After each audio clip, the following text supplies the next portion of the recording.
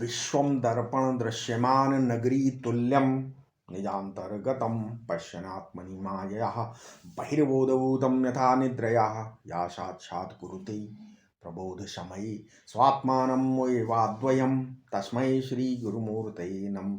इदं श्री दक्षिणामूर्तये वसुदेवसुतं देवं कंसचाणूरमर्दनं देवकी परमानन्दं कृष्णं वन्दे जगद्गुरुं नारायणं नमस्कृत्यं नरं चैव नरोत्तमं देवीं सरस्वतीं व्यासं ततो जयमुदीरयेत्।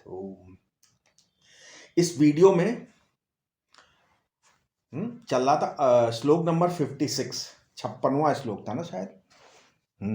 56वां श्लोक था क्या?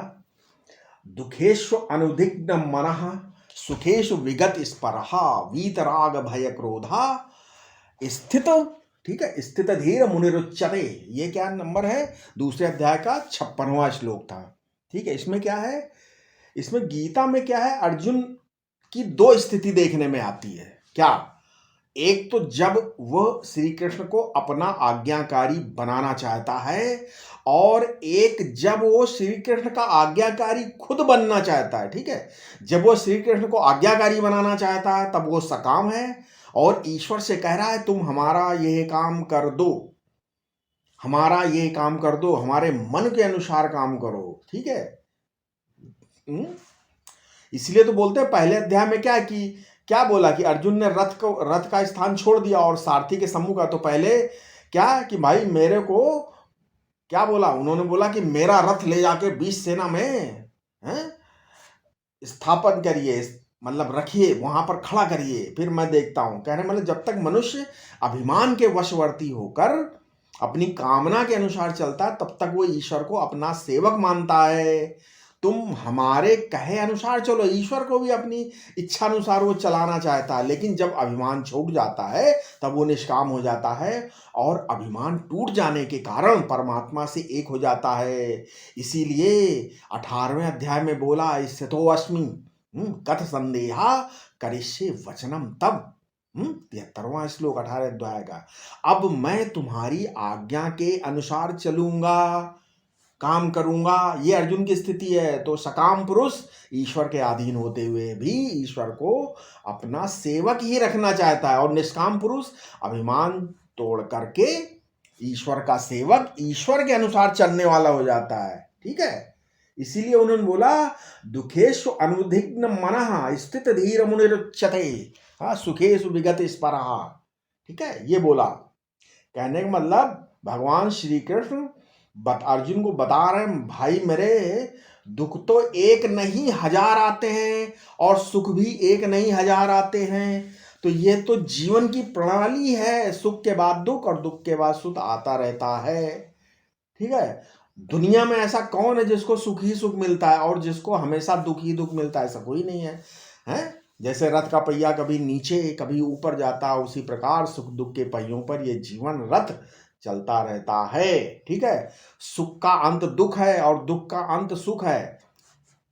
लेकिन अगर देखा जाए तो सुख के बैकग्राउंड में हमेशा दुख रहता है, मतलब दुख रहता है उसमें। अब आप अगर पूरे जीवन का अध्ययन करो अपने, मैं अपना एक्सपीरियंस बता रहा हूं, अगर आप पूरे जीवन का अध्ययन करो तो तुमको सुख से ज्यादा दुख ज्यादा मिले होंगे। आप देखो इसको, मतलब सुख का अंत दुख में है, मतलब सुख के बैकग्राउंड में दुख ही रहता है। ठीक है, अगर सुख ही सुख होता जीवन में तो एक ही दुख होता ना संसार में, सुख होता ही नहीं। कहने मतलब दुख है।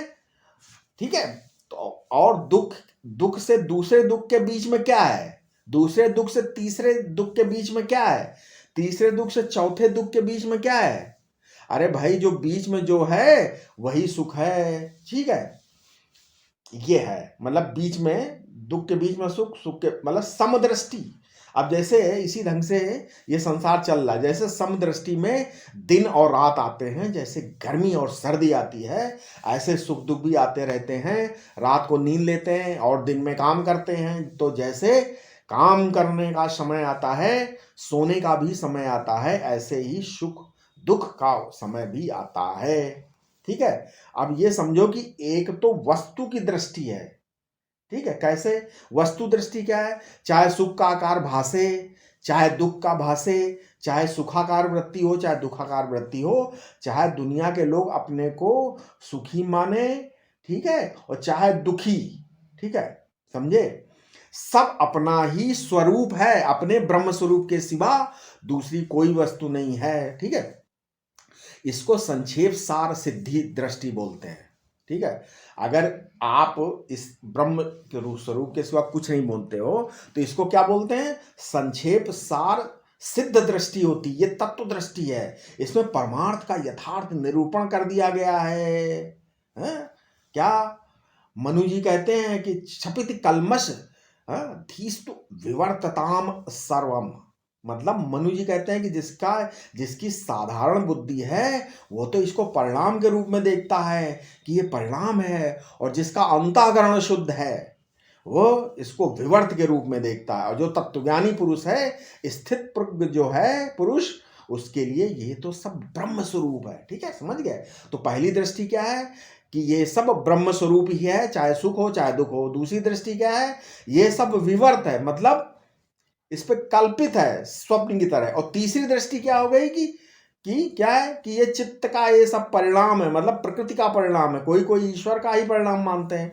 तो आप दृष्टियों की गणना कर लो, ठीक है। पहला, सुख दुख के संबंध में स्वरूप दृष्टि की सब मैं हूं, और सुख दुख के संबंध में विवर्त दृष्टि क्या है, ये सब बिना हुए ही समझ में आ रहे हैं, है नहीं, काल्पनिक है।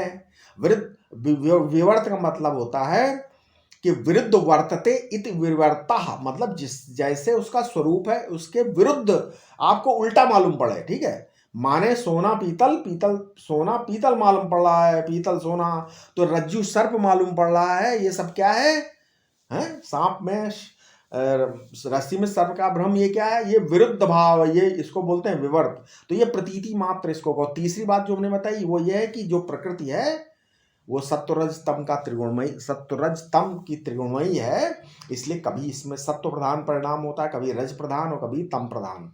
तो ये तीसरी दृष्टि है। अब रज प्रधान परिणाम होता है तब दुख की सृष्टि होती है, और जब सत्व प्रधान परिणाम होता है तो सुख की सृष्टि होती है, ठीक है। ये जानते हैं सब आप। क्या 14वें अध्याय में क्या है, रजस्तु फलम दुखम अज्ञानम तमसा फलम, 14वें अध्याय का 16वां श्लोक है, ठीक है। जहां रजोगुण होगा वहां दुख होएगा, और जो रजोगुण के बिना दुख नहीं हो सकता। इसका अर्थ यूं समझो, प्रज्ञापराध एव एषा दुखमिति यत, जब जब हम दुखी होते हैं तब तब हमारी अक्ल हमें धोखा दे जाती है, कहीं ना कहीं जिद होगी, ये प्रतीत होनी चाहिए, ये ऐसा होना चाहिए परिणाम, देहेंद्रियों को ऐसा करना चाहिए, संसार के पदार्थों का ऐसा होना चाहिए, ठीक है, हमारे रिश्तेदार ऐसे होने चाहिए। जब तक आग्रह रहेगा, ये पूर्वाग्रह है। अच्छा, ये जो नवग्रह जो आकाश में रहते हैं ना, वे तो आदि भौतिक और आदि दैविक है। एक पूर्व ग्रह नाम का आध्यात्मिक ग्रह है, और वो सबके मन में रहता। वो पूर्वाग्रह क्या है, ये काम ऐसा होना चाहिए, ये पूर्व, पहले ग्रह माने जिद, पहले जिद है भाई, ऐसा होना चाहिए, इतना पैसा मिलना चाहिए, है? ये हमें कुर्सी, ये पद हमें मिलना चाहिए, ये पूर्वाग्रह है। अच्छा, प्रकृति में रजोगुण है, ये दुख परिणाम, ये माने जहां जहां प्रवृत्ति होगी, जहां जहां लोभ होगा वहां वहां दुख होगी, है? लोभा प्रवृत्तिरारंभा कर्मणाम शमः स्परहा, ठीक है। 14वें अध्याय का 12वां श्लोक, जहां लोभ होगा, जहां प्रवृत्ति होगी, वहां बहुत काम धंधा होगा, जहां बड़ा काम धंधा होगा, जहां चित्त में अशांति होगी, जहां स्परहा होगी, वहां रजोगुण है, और रजोगुण का फल दुख ही मिलेगा। आज ना मिले तो कल जरूर मिलेगा, ठीक है। प्रसक्ता काम भोगेशु पतंती नरके असुचो, 16वें अध्याय का 16वां श्लोक है। अनेक चित्त विभ्रांता मोहजाल समावृता, ठीक है, यही तो दुख है, ठीक है। चौथी बात ध्यान करो, मालूम पड़ेगा कि ईश्वर अथवा ईश्वर का अनुग्रह ही दुख और सुख बनकर आता है। वो कभी कभी मनुष्य को तपाने के लिए दुख के रूप में आता है कि उसकी तपस्या बढ़े, उसके मन में सहन शक्ति आवे, और कभी कभी वो सुख बनकर ललचाने के लिए भी आता है कि हम लालच ना पाएं, लालच में आकर हम ईश्वर को ना छोड़ दें, ठीक है। समझ में आया? कहने का मतलब है कि क्या ईश्वर जो है क्या ईश्वर का अनुग्रह हमारे जीवन में सुख बन करके आता और कभी दुख बन करके आता, ठीक है, ऐसा समझना है इसको। कहने का मतलब अब इसके बाद देखो, सुख दुख प्रारब्ध से आते हैं, क्योंकि सुख दुख फल वृत्ति है, साधन वृत्ति नहीं है। फल वृत्ति का मतलब आप जानते हैं ना, अभ्यास भास से नहीं है, मतलब सॉरी, ये क्या है, फल वृत्ति का मतलब आभास भास से नहीं है, ये साक्षी भास है, ठीक है, आभास भास से नहीं है, ये साक्षी भास है। इसको यूं समझो कि ये अहम के साथ ही अनुभव होते हैं। जहां आभास चेतन नहीं होगा, अहम सुखी अहम दुखी है, मैं सुखी मैं दुखी, ये सुख दुख मैं में होते हैं। और जहां तक ईर्ष्या द्वेष आदि जो वृत्ति है, राग किसी से होता, मोह किसी से होता, क्रोध किसी पर होता है, ये सब बहिर्वृत्ति है, ये एक विषय को सामने ले आते हैं। ये सुख दुख जो है हो रहा है, वो सुख दूसरों को हो रहा है, और उससे सुख से सुखी हम ही हो रहे हैं, और दूसरे को दुखी हो रहा है, और दुख से दुखी हम हो रहे हैं, समझ में। ये सुख दुख हमेशा मैं के साथ रहते हैं, मैं को छोड़कर सुख दुख कभी रहते ही नहीं, ठीक है। जो सुख दुख को विवर्त जानेगा वो इससे मुक्त होगा। इसलिए जिसको अपने साक्षी पने का बोध हो गया, वो इससे मुक्त हो गया। मैं कहने मतलब माया मात्र, विवर्त प्रतीति मात्र। अच्छा, जो ईश्वर का अनुग्रह मानेगा वो भी सुखी हो जाएगा, ठीक है। अच्छा, जो इसको प्रकृति का परिणाम मानेगा, ऐसा होना तो अनिवार्य, वो भी सुखी हो जाएगा, समझ में आया? तो प्रारब्ध कर्म का ये फल है कि ईश्वर का अनुग्रह है, चाहे प्रकृति का परिणाम है कि ये प्रतीति मात्र, माया मात्र, ये सब अपना स्वरूप है। कहीं कहीं ऐसा मानते हैं। अच्छा, छठी दृष्टि भी हो सकती है क्या, कि ये साधन कैसे, जब दुख आता है तो मनुष्य अपने मन में वैराग्य आता है, नित्यम पुंसाम वैराग्य स्यात्, ठीक है। यूं ही वैराग्य नहीं हो जाता, ये जब दुनिया की चीजें चोट पहुंचाती तब वैराग्य आता, तब मनुष्य का मन अंतर्मुख होता है। ईश्वर की ओर चलता तो है, और दुख को भी तप बना देता। छांदोग्य उपनिषद में बहुत बढ़िया इसका प्रसंग है। बोलते जब बुखार आता है, फीवर होता है, तब होता है एतद्वै परमम तपा, छांदोग्य, ये तपस्या है। जब मनुष्य को अर्थी उठाकर लोग शमशान के लिए ले जाते हैं तो बोले कि तप होता है, ये भी एक तप है। और जब आग में होम करते हैं, उस समय आग में शरीर जलता है, तो बोले ये भी हमारा एक तप होगा। तो अर्थी पर चढ़ना, चिता में जलना, शरीर में बुखार आना, ये सब तप है भाई, अपने लिए कि देखो ये हमारे द्वारा तप संपन्न हो रहा है, ठीक है। जहाँ प्रारब्ध का फल, वहाँ प्रकृति का परिणाम, जहाँ ईश्वर का अनुग्रह, और वहाँ विवर्त भी उन्नति का कारण। इसलिए दुखेशु अनुदिग्ध मनः, कहने मतलब, ठीक है, बहुत करके भूल से ही दुख होता। कहीं ना कहीं देखो अपनी भूल अटकी होगी, ठीक है, भूल से ही दुख होता है, ठीक है। अब सवाल इस बात का है कि जो ये सुख दुख के आध्यात्मिक निमित्त भी हो सकते हैं, वे कभी कुछ देखना, ध्यान करने से, किसी की याद आने से, कोई आशा बन जाने से, मन में अपने आप ही आशा बन गई, ठीक है। कभी कभी हम भीतर कोई चीज मिल जाती तो भीतर से सुख, और आदमी को हंसी आ जाती है, सुख भी हंसता है, मुस्कुरा गया दिल की मुस्कुराहट का नाम सुख है, ठीक है। वैसे ही जब कलेजे की मांसपेशियों में मुस्कुराहट आती है, होठों पर आती है, गालों पर मुस्कुराहट, सब जगह मुस्कुराहट आ जाती है ना। तो कहने मतलब कभी भौतिक शारीरिक निमित्त से होता है, या कभी भीतर की याद करके भी होता है, ठीक है। तो सुखेशु विगत स्परहा, मतलब क्या स्परहा नहीं करनी चाहिए। स्परहा क्या है कि ये बना रहे, ये स्परहा, ये प्रकृति जो है ये नर्तकी है, नर्तकी, माया नहीं, उसको बोला नर्तक। माया जो है वो क्या, नाच नटी इव सहित समाजा, माया खलु नर्तकी बिचारी, मतलब ये तो नर्तकी है। कभी अंगूठा दिखाने का नाच करती है, कभी हाथ को यूं यूं करने का नाच, कभी कमर मटकाने का नाच, तो कभी हाथों का नाच, कभी अपने भावनाओं से, अपनी आकृति से, अपने हाँ मतलब ओंठों या अपने आँखों के हाव भाव से नर्तकी है। ये माया नटी है, नर्तकी ये प्रकृति है। प्रकृति पुरुष के भोग के लिए, पुरुष को रिझाने के लिए ये तरह तरह के नाच दिखाती है। आप ये नहीं समझना कि अभी हमें आँख इशारे करके, इशारे से बुला रही, तो वो थोड़ी देर में, मिनटों में अपना मुंह फेर कर और हाथ से क्या करेगी, मना करेगी, नहीं हट जाओ हमारे सामने, ऐसा नहीं करेगी। प्रकृति नटी, ये स्वभाव ही है कि ये कभी मुस्कुराकर बुलाती, कभी रूठ करके हाथ हिलाती, हट जाओ बेटा, ठीक है। तो नृत्य की एक शैली है ये, ठीक है, हैं? नृत्य का हाव भाव भंगिमा है। कभी क्या, इससे अपने मन को उद्विग्न मत कर देना। नृत्य की एक शैली है ये समझ करके जो मजे लेता है उसके सामने नृत्य का दूसरा रूप भी आवेगा। ये जो मजा है वो असल में देखने का मजा है। उद्वेग और स्पर्हा, दुख में उद्वेग और सुख में स्पर्हा। ये स्पर्हा क्या है? आए हुए सुख को पकड़ लेना, ये स्पर्हा है। ठीक है, समझ में आया? कहने का मतलब है अब बुढ़ापा तो आएगा, हमेशा जवानी तो रहेगी नहीं है। बाद में हम इस पर झुर्रियां नहीं पड़ने देंगे, ऐसा ऐसा तो है नहीं। ठीक है, तो कहना सुखाकार वृत्ति के बारे में इस पर है कि हमेशा अपने दिल को मुस्कुराता हुआ रखेंगे। ऐसा नहीं 24 घंटे लगातार मुस्कुराते रहो तो मुंह, तुम्हारा मुंह 24 घंटे नहीं मुस्कुरा सकता, नहीं, कभी न कभी उदासी आएगी। तो कहने का मतलब यह है संसार की परिस्थिति को बदल देना कि सूर्य उगे और वर्षा ना हो, हैं? आदि दैविक रीत को बदल देना या आदि भौतिक जो प्रणाली है उसको बदल देना, आध्यात्मिक समष्टि को बदल देना, ये मनुष्य के हाथ में नहीं है। इसके संबंध में अपने आप को ले जाना पड़ता है वैराग्य की भूमिका में, निष्काम आत्मतुष्टि की भूमिका में। प्रजहाति यदा कामान में बताया, वो तो आत्मदृष्टि से है ना। ये बाहर के जो विषय हैं उनके संबंध में तुम्हारी अंतर्दृष्टि क्यों होनी चाहिए? वैराग्य पूर्ण होनी चाहिए। वैराग्य मूलक स्थित प्रज्ञता का वर्णन इस श्लोक में है। ठीक है, उद्वेग और स्पर्हा मिटाने के लिए ही हमें क्या करना चाहिए? उसके लिए कुछ भी साधन तो चाहिए या नहीं चाहिए? तो बोलते वीतराग भय क्रोधा। ये वीतराग भय क्रोध क्या है? जब मोटी मोटी मतलब कहने मतलब अपनी ये जरा मोटी मोटी बात अपने जीवन में लाओ ना पहले।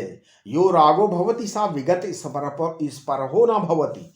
जो रागी होता है वो स्पृहा को छोड़ नहीं सकता। यश भयवान भवती, यश क्रोधवान भवती, यश चा अनुदिग्न मनहना भवती। पहले दुख की बात बताइए ना, उसी को लेते। दुख दो तरह के आता है, एक तो किसी से भय होगी आगे वो हमारा काम बिगाड़ देगा, तो ये भविष्य की कल्पना करके उसको वर्तमान में देखा, ये हमारा काम बिगाड़ सकता है। तो भूतकाल जिन्होंने मतलब पास्ट में जिन्होंने काम बिगाड़ा उस पर क्रोध आएगा। अच्छा, वर्तमान में जो काम बिगड़ रहा उस पर भी क्रोध आएगा, लेकिन जो भविष्य में जो काम बिगाड़ने वाला है उससे भय होगा और क्रोध भी आएगा। ठीक है, भूतकाल में काम बिगाड़ा है फिर ना बिगाड़ दे, ये भय रहेगा। तो असल में भय जो है अपने हृदय में है, वही अपने मन को उद्वेग देता है। तो जो बात में उद्विग्न होने वाला है समझना कि बड़ा डरपोक है ये, वो अपनी कमजोरियां जाहिर करता है, उद्विग्न होता है। उसके दिल में ऐसा डर समाया हुआ है कि ये हमारा कुछ बिगाड़ न दे, ये हमारा कुछ कर न दे। अच्छा, सबको ब्रह्म समझते हो तो कुछ बिगड़ता है कि नहीं है?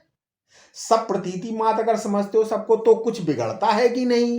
महापुरुष का स्वभाव क्या है? जब दुनिया में कुछ बिगड़ने लगता है तब वो भीतर जाता है। जैसे नीचे बहुत गर्मी लगती है तो आप ऊपर चले जाते हैं कि नहीं, छत पे, या ऊपर ज़्यादा गर्मी मालूम पड़ती हो तो नीचे कमरे में आ जाते हैं। इस प्रकार बाहर गर्मी लगी तो एयर कंडीशन में चले गए। ये तो भीतर की एक जगह है आपके, वो बिल्कुल एयर कंडीशन भीतर। जंगल में आग लगी तो हाथी गंगा जी की धारा में उतर जाता है, ये नहीं कि हाथी सूंड में पानी भर के आग बुझाने जाता, नहीं भाई। तो जो बाहर अगर दुख का वातावरण हो तो अपने भीतर घुस जाओ, दुख से निवृत्त हो जाओगे। उसकी ओर से आंख बंद कर लो। बोलते कबीरदास बोलते बड़ी मार कबीर की चित्त से दिया उतार। महापुरुष का स्वभाव लड़ाई करने का नहीं होता, झगड़ा करने का नहीं, उसको बनाने में लग जाने का नहीं, सुधारने का नहीं। वो आचार्य का काम है सुधारने का। जैसे अपने पिता होते हैं वैसे ही आचार्य होते हैं, गुरु होता है। वो बड़ा सुधारने के लिए जोर लगाते हैं, लेकिन जब देखते हैं कि सामने वाला हमको आचार्य नहीं मानता, गुरु नहीं मानता, तब बेटा अपने बाप को नहीं मानता तो बेटे की भी उसको उपेक्षा करनी पड़ती है। अच्छा जा भाई, सयाना हो गया, जा भाई कर ले जैसा करना।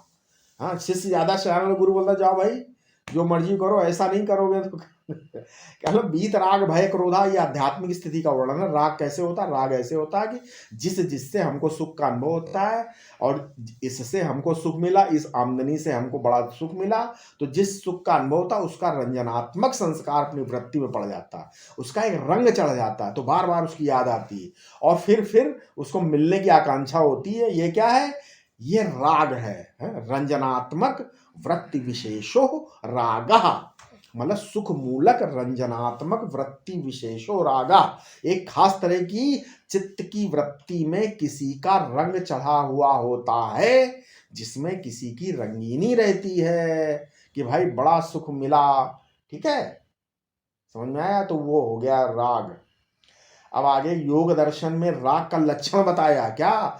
सुखानुशायी रागः, योग दर्शन सुखम अनुशेते इति सुखानुशायी, किसी से सुख मिला और उसी के साथ सो गया तो उसका नाम राग है। अपना मन सो गया कि इसके साथ सुख मिला, और जिससे दुख मिला उसकी ओर मन का जाना, क्या योग दर्शन बोलता? फिर दुख मूलः जलनात्मक चित्तवृत्ति विशेषः, दिल में जलन होने लगी, आग लगना दिल में, इसका नाम द्वेष है।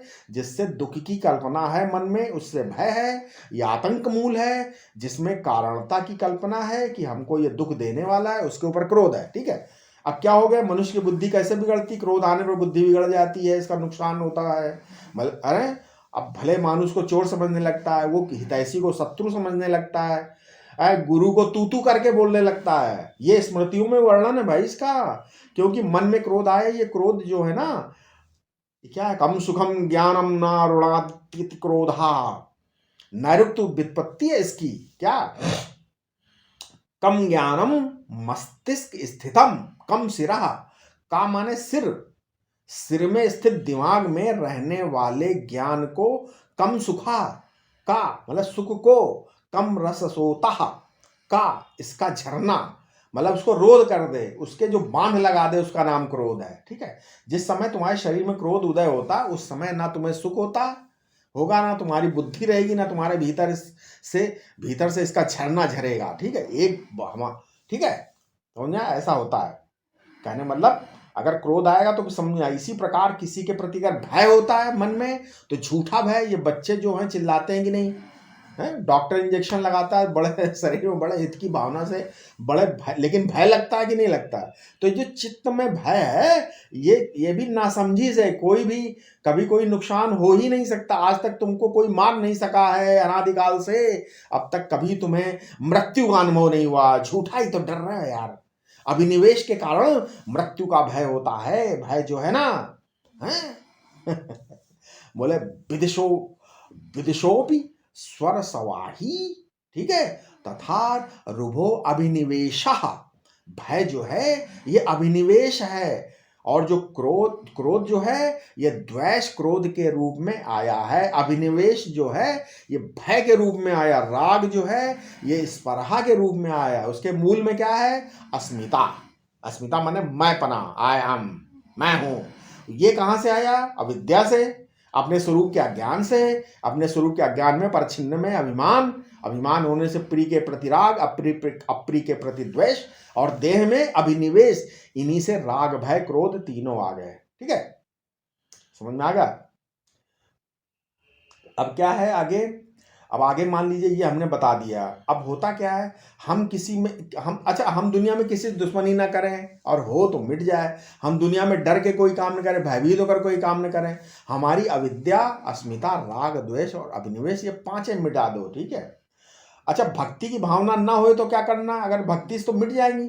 अब भक्ति ना हो तो शुद्ध अंतःकरण से बैठ जा, शुद्ध अंतःकरण शुद्ध कर लो। आगे पीछे की छोड़कर कहना आज मैं 24 घंटे तक या दिन भर किसी से डरूंगा नहीं, बस किसी पर क्रोध नहीं करूंगा। ये सोचो, किसी की मोहब्बत में फंसूंगा नहीं, घमंड नहीं करूंगा, बेवकूफ़ी नहीं करूंगा, बेवकूफ़ नहीं बनूंगा, ना बनाऊंगा, है, झूठी तारीफ नहीं करूंगा किसी की। तो झूठी तारीफ करने से दूसरे का अभिमान बढ़ता है। झूठी तारीफ करके किसी का अभिमान बढ़ाऊंगा नहीं, और खुद का अभिमान भी नहीं करूंगा। ठीक है, ऐसा सोचो। अब जिसकी इंद्रियां, कर्मेंद्रियां और ज्ञानेंद्रियां काबू में नहीं होती, वो शक्तिहीन हो जाता है, उसके प्राण में कोई शक्ति नहीं होती। इसलिए वो प्रतिज्ञा करके भी, निश्चय करके भी उसको क्रियान्वित नहीं कर पाता। तो शक्तिशाली बनना चाहिए, तो दूसरा शक्तिशाली बनो, प्रतिज्ञा करो। जो अभी जो तीसरी बात बताई ना, न कि करना कि नहीं करना, ये प्रातःकाल क्रिया है, आत्मा की प्रधानता से, ईश्वर की प्रधानता से। ठीक है। अच्छा, एक टोटका बताता हूं तुमको। टोटका, टोटका क्या होता है? ठीक है, टोना, टोटका है। कभी कभी मतलब जैसे बोलते हैं ना कि भाई इसको वो मिर्चा क्या, मिर्चे से ऊपर चढ़ा दो, है ना, 2 बार घुमा दो मिर्चा, ये कर दो। हनुमान जी को नमस्कार करने से मन में ऐसी आशा बन जाती है, आत्मबल का उदय होता है। ऐसा टोना टोटका होता है। प्रातःकाल उठ करके देखो कि जठराग्नि का जो मूल स्थान है नाभि के पास, वहां एक त्रिकोण चक्र है। उस त्रिकोण के भीतर भावमय अग्नि प्रज्वलित हो रही है। वहां बड़ा प्रकाश है और बड़ी बड़ी ज्वाला है, और उसमें 5 आहुति दे दो। क्या? अविद्याम जुहोमि स्वाहा, अविद्या को मारा। अब अस्मिताम जुहोमि स्वाहा, रागम जुहोमि स्वाहा, द्वेषम जुहोमि स्वाहा, अभिनिवेशम जुहोमि स्वाहा। ठीक है, आग जलाकर। बाहर तो आहुति देना मुश्किल, भीतर ही जला दो। कैसे? बोले ज्ञानाग्नि सर्वकर्माणि भस्मसात कुरुतेर अर्जुन, गीता 4:37। अपने नाभि चक्र में अग्नि का मूल स्थान वही है। मिट्टी का मूल स्थान गुदा है, जल का स्थान मूत्रेंद्रिय है, अग्नि का स्थान नाभि, वायु का स्थान हृदय। ये प्रेरणा से श्वास चलती है। आकाश का मूल स्थान आकाश है, उसके पास खुली जगह बहुत है, अवकाश है। ठीक है, समझ में आ गया?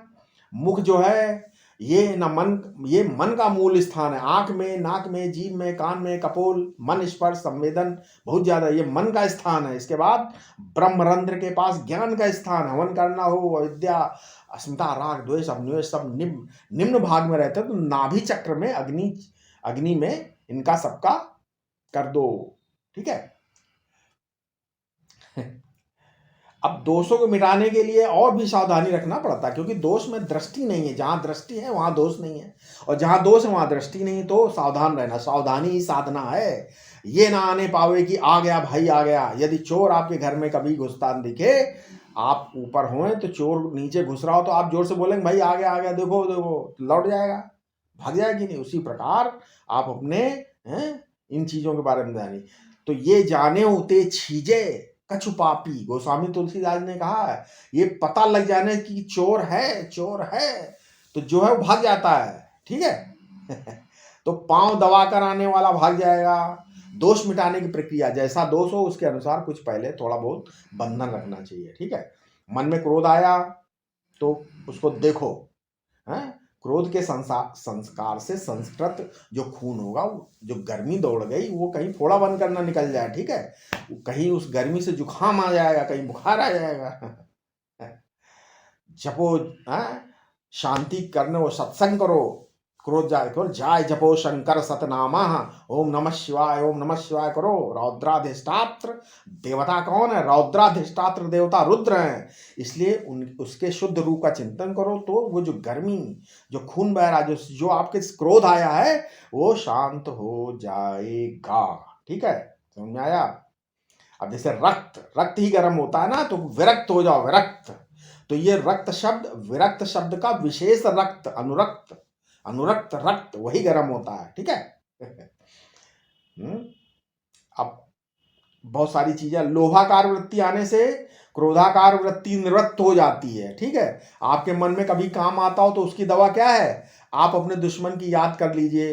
तुमको जिसने ज्यादा दुख दिया है, जिसने ज्यादा फंसाया है, किसने अपमान किया, ये दुश्मन याद कर लो, काम निवृत्त हो जाएगा। क्योंकि काम और क्रोध ये दोनों विरुद्ध प्रवृत्ति हैं। आप शंकर जी की याद करो, और बर्फ के पहाड़ पर बर्फ की चट्टान बैठे हुए बर्फ के समान अमरनाथ बाबा की याद करो, है, बर्फ का शिवलिंग, तो उसकी याद करने से काम मिट जाएगा। कामारी हैं भगवान शंकर भाई, कामारी कामारी। ये सब युक्ति है, बता रहे हैं आपको। राग को मिटाने की भी युक्ति है, द्वेष को मिटाने की भी युक्ति है। ठीक है क्या? भय को मिटाने की भी युक्ति है। ये तो सीखना पड़ेगा ना। हमारी जो प्राचीन भारतीय शैली है, उसमें अपने आप काम करना किसी को नहीं आता। ये सब बताते सीखना पड़ता है, गुरु से सीखना पड़ेगा। भाई साबुन लगाना भी नहीं आता है? ठीक है।